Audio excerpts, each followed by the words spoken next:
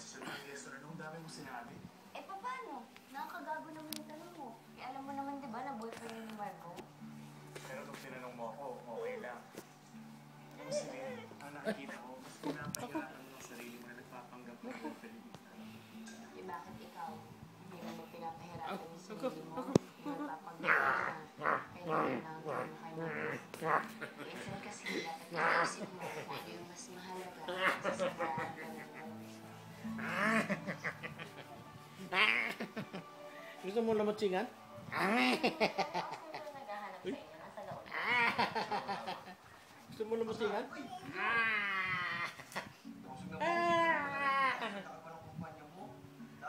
Ay, ay, ay, ay, ay, ay, ay. Lamatsingan.